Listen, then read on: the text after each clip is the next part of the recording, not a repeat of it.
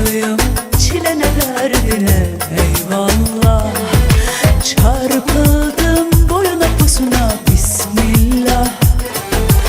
Razıyım çilene derdine ah. Bazen uğra bize, yok hiç kötü niyetim. Bir çift tatlı sözle yaralı gönlümü mest edeyim. Bazen uğra bize, yok hiç kötü niyetim. Tatlı sohbetinle yaralı gönlümü mest edeyim.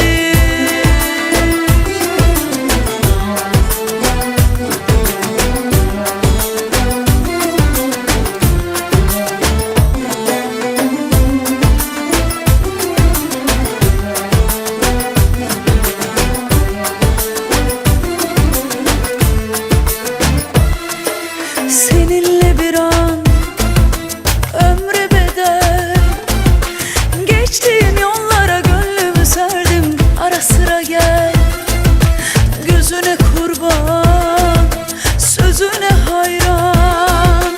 Göz göze geldiğim her seferinde eridi bu can. Hayranım kışına gözüne maşallah. Razıyım çilene derdine eyvallah. Çarpıldım boyuna posuna bismillah. Razıyım çilene derdine ah. Bazen uğra bize, yok hiç kötü niyetim. Bir çift tatlı sözle yaralı gönlümü mest edeyim. Bazen uğra bize, yok hiç kötü niyetim. Tatlı sohbetinle